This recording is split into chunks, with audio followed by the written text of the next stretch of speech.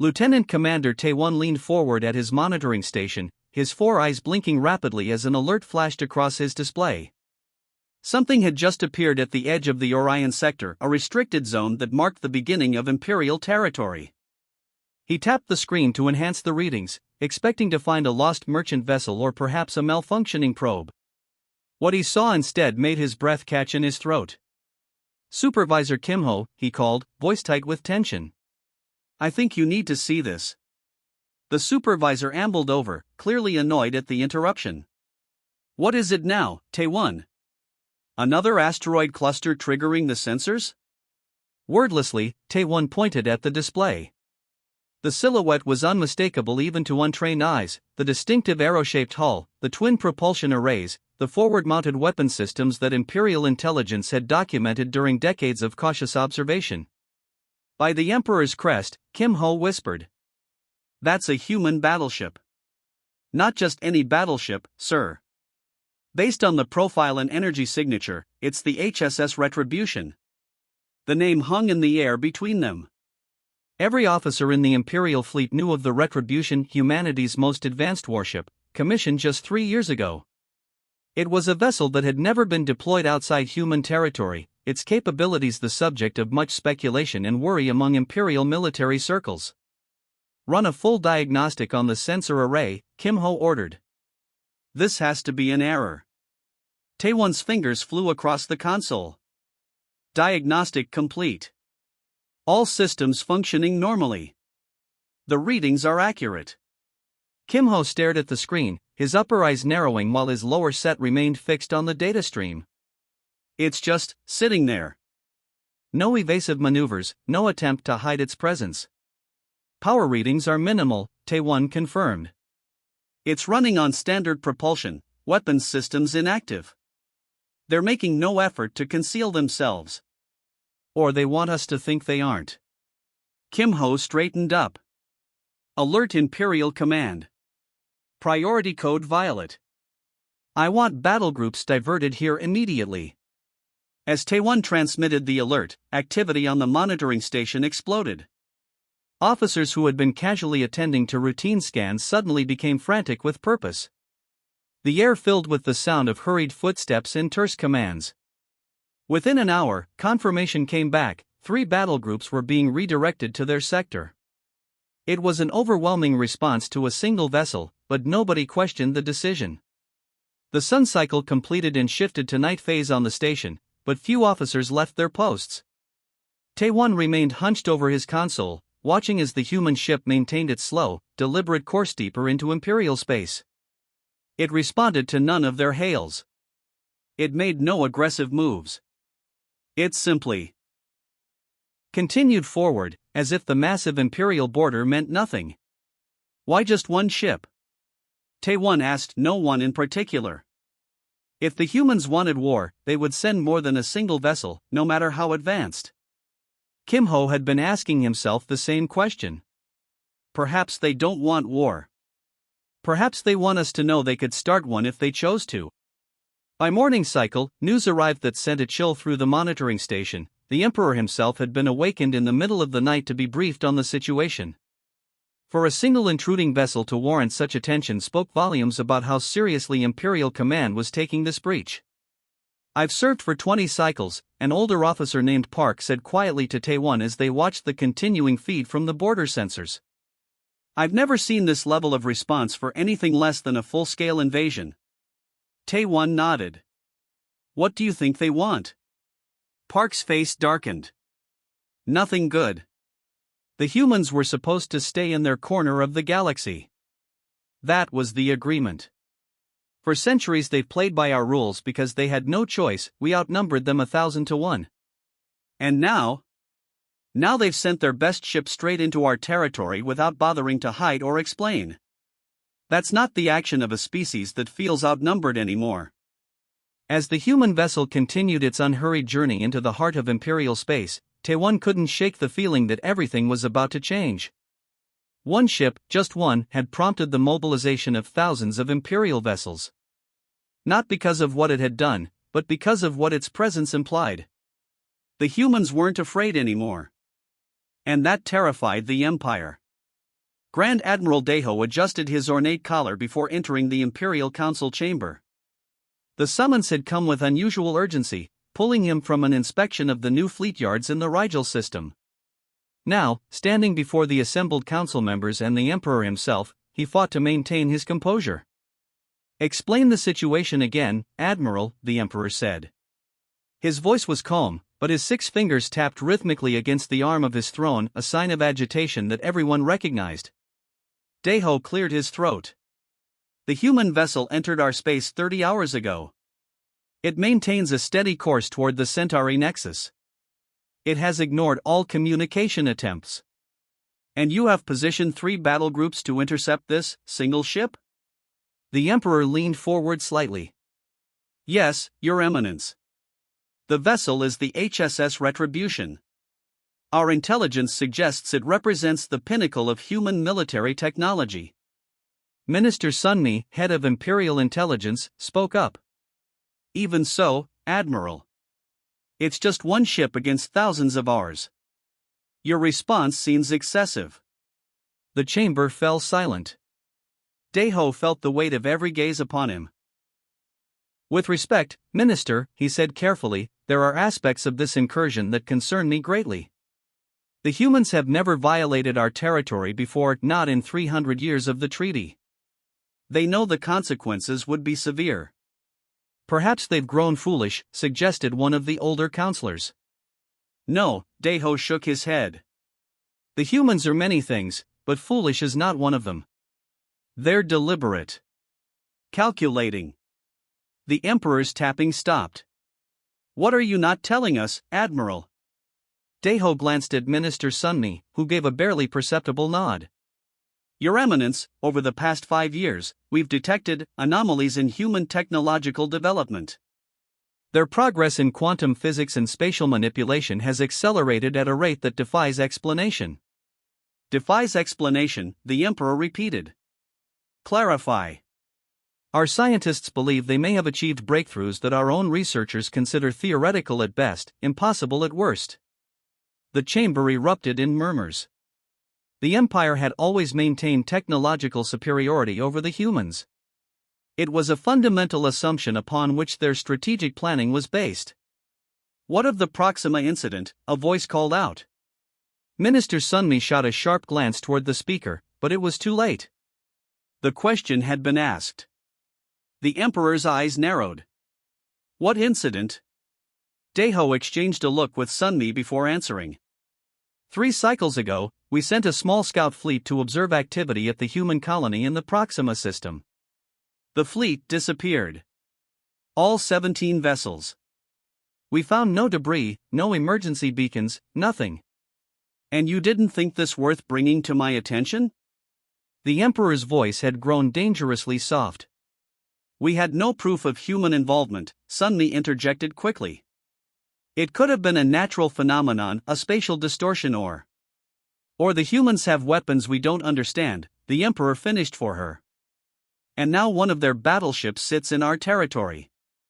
The silence that followed was heavy with implication. "What do they want?" the Emperor finally asked.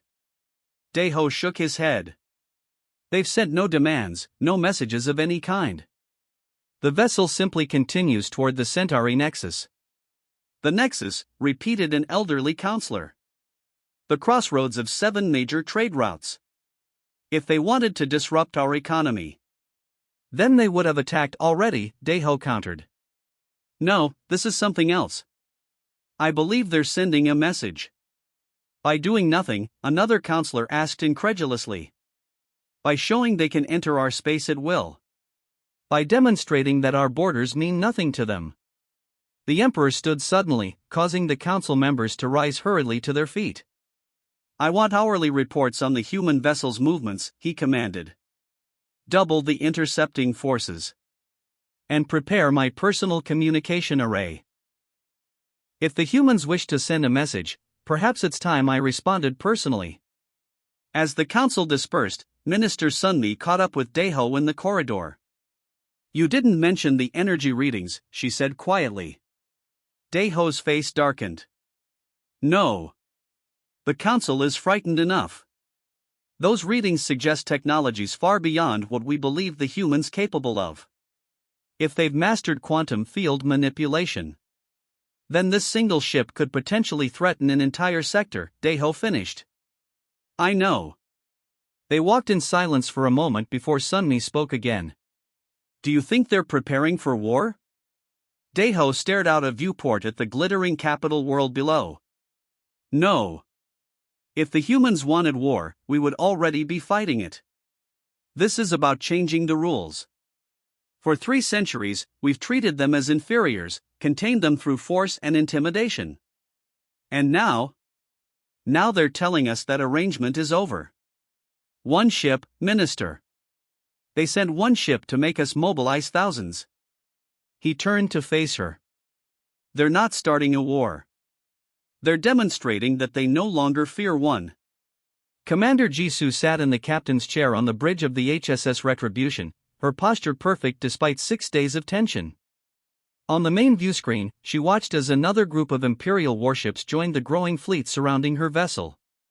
The display showed 7,000 enemy ships now, arranged in a complex defensive formation.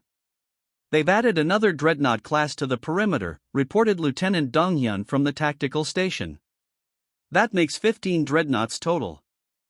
Jisoo nodded but said nothing. She had expected this response, had counted on it, in fact. Commander, said Science Officer Min-ji, Imperial communications have increased by 300% in the last 6 hours. They're redirecting commercial traffic away from this entire sector. Good, Jisoo finally spoke. They're taking us seriously. The bridge crew exchanged glances. They had all been briefed on the mission, but the reality of being a single ship surrounded by an enemy armada tested even their well-trained nerves. Status of the Quantum Observer Network? Jisoo asked. Min-ji checked her readings. Fully deployed and collecting data, Commander. All probes are functioning within parameters. The Empire's vessels are reacting exactly as predicted by command. Jisoo allowed herself a small smile. What the Imperial fleet couldn't see, what their sensors couldn't detect, were the hundreds of microscopic quantum-linked probes that had dispersed from the Retribution since they crossed the border. Each probe was smaller than a grain of sand, equipped with advanced scanning technology and connected through quantum entanglement, a communication method the Empire had not yet mastered. How much of their defense grid have we mapped? Jisoo asked. Approximately 68% of their major military installations, Min-ji replied. Every time they redirect a fleet to counter us, we learn more about their command structure and response protocols. Lieutenant Donghyun looked up from his console.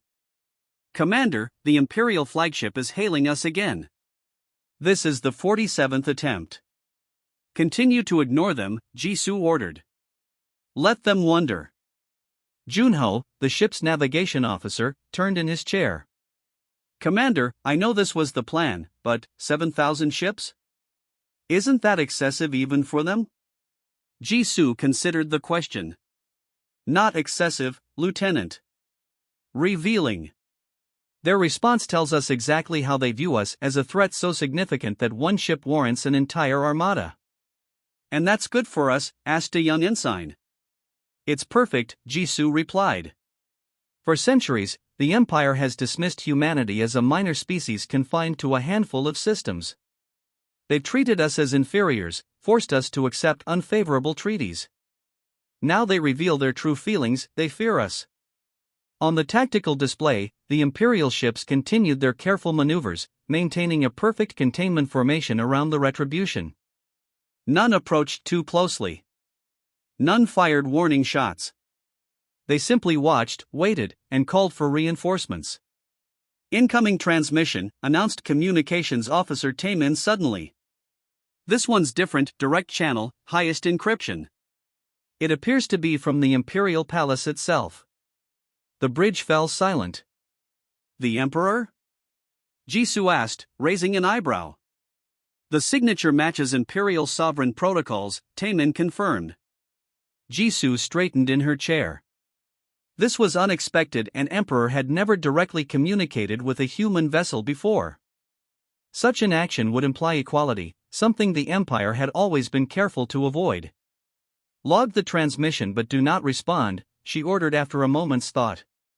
Let's see how important they think this conversation is. Minji's console chimed softly. Commander, Probe Cluster 7 has completed its scan of the Centauri Nexus defense stations. The data is significant. Jisoo moved to the science station and studied the incoming information. The Empire's prized defensive network, supposedly their most advanced technology, was now mapped in perfect detail on her screen. They've committed 90% of their fleet to this sector, Minji said quietly. Their colonial worlds are practically undefended now. Jisoo nodded. And every move they make, every ship they reposition, tells us more about their capabilities and limitations. Commander, Donghyun called from Tactical, 3 more battle groups have just entered the system. They're taking up positions at coordinates 227 by 84. Jisoo returned to her chair, feeling the weight of 7,000 enemy weapons locked onto her ship. Yet she felt no fear. The Retribution's mission wasn't to fight, it was to demonstrate. With each passing hour, as the Empire scrambled to contain one silent vessel, humanity learned more about the civilization that had dominated them for centuries. How much longer must we maintain position? Junho asked.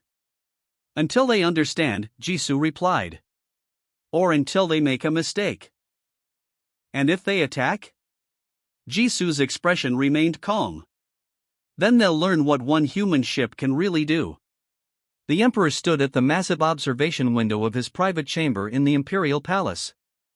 From here, he could see the capital city stretching out below, its millions of lights glittering against the evening sky.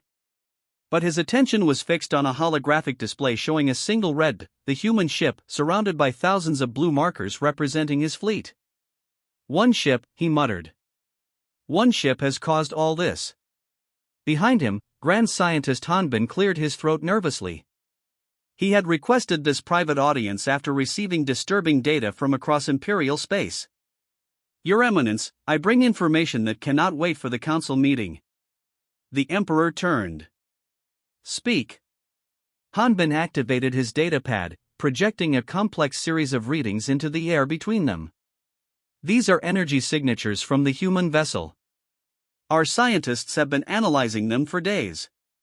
The Emperor studied the patterns, his upper eyes narrowing. I am no scientist, Hanbin. Explain. The ship is generating quantum field fluctuations that should be impossible with known technology.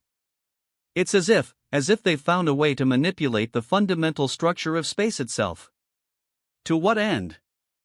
Hanbin hesitated. We're not certain.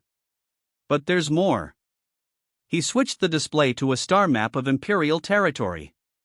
Tiny red dots appeared across it, hundreds of them, scattered throughout every major system. What am I looking at? The Emperor demanded. Gravitational anomalies, Your Eminence. Tiny disturbances in spacetime. Individually, they're almost undetectable. Our monitoring stations would never have noticed them during routine scans. But when we specifically searched for patterns matching the quantum signature of the human vessel. The Emperor stared at the map, comprehension dawning on his face. They've sent probes throughout our territory. We believe so, yes. Microscopic devices, possibly quantum entangled with the battleship. Undetectable by our standard scanning methods.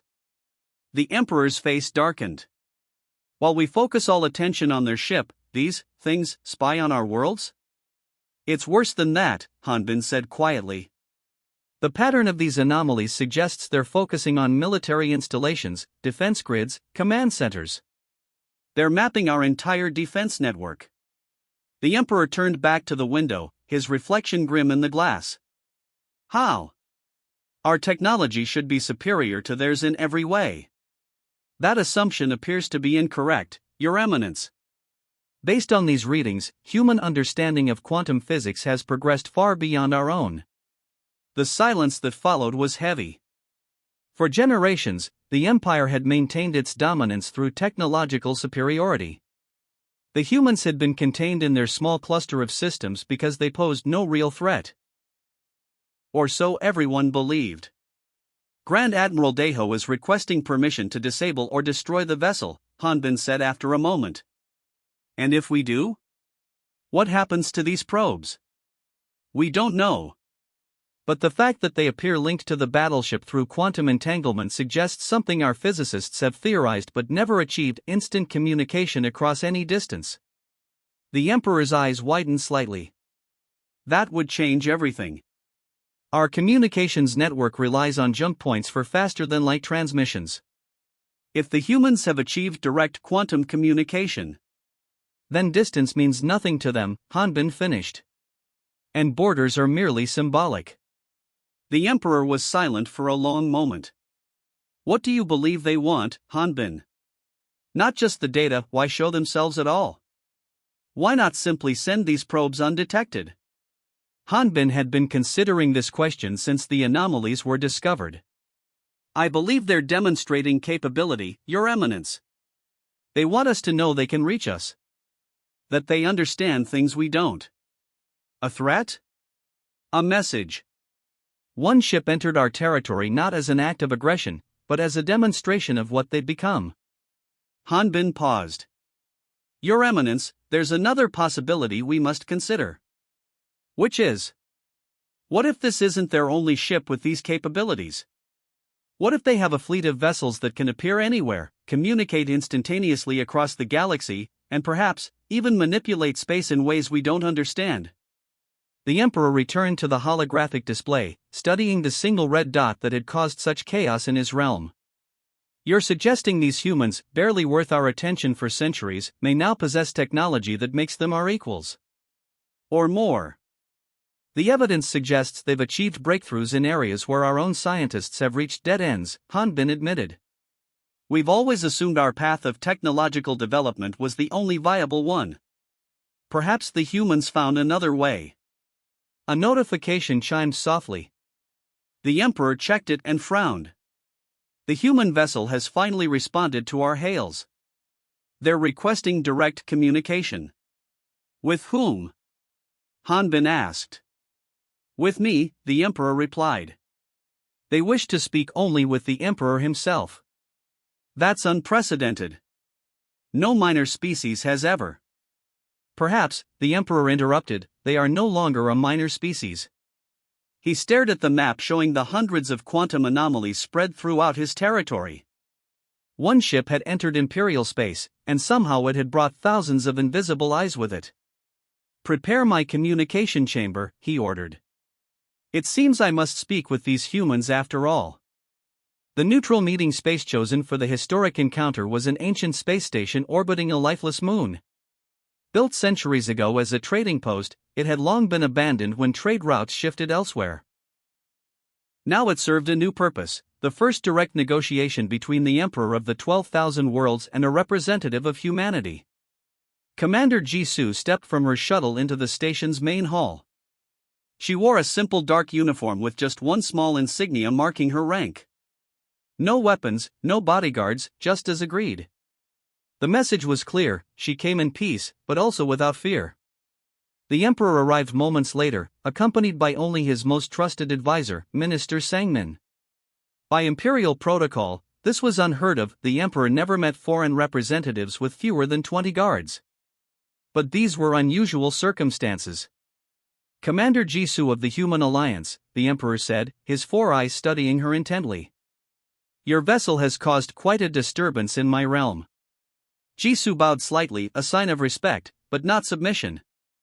Your Imperial Majesty. Thank you for agreeing to meet directly. They seated themselves at a simple table in the center of the hall. Ancient light fixtures cast a soft glow over the proceedings. 30 days, the Emperor began. Your ship has drifted through our territory for 30 days, ignoring all communication, causing my military to scramble thousands of vessels. Why? Jisoo placed a small device on the table. It projected a holographic display of the galaxy, with the Empire's territory highlighted in blue and human space in green. The contrast was striking, a vast blue sea surrounding a tiny green island. Your empire spans 12,000 star systems, Jisoo said calmly. Impressive by any measure. Humanity claims only 27. But we've learned to do more with less. she tapped the device. The display changed, showing thousands of tiny red dots scattered throughout Imperial space. The Emperor's upper eyes widened while his lower ones narrowed, a sign of both surprise and concern in his species. "You recognize these, I think," Jisoo continued. "Quantum observer probes. Deployed from the Retribution during our journey through your territory." Minister Sangmin leaned forward. "Your admission of espionage could be considered an act of war." "If that were our intention, we wouldn't be having this conversation," Jisoo replied evenly. "We could have remained completely undetected. Our probes could have mapped your entire military infrastructure without you ever knowing we were there. Instead, we chose to be seen." "Why?" the Emperor asked. "To give you a choice." The Emperor's head tilted slightly. "Explain." Jisoo adjusted the hologram, zooming in on specific regions. "These are your primary shipyards. These are your main fleet deployments. These are your most critical defense installations. One ship crossed your border, and now we know everything about your civilization." She paused, letting the implications sink in.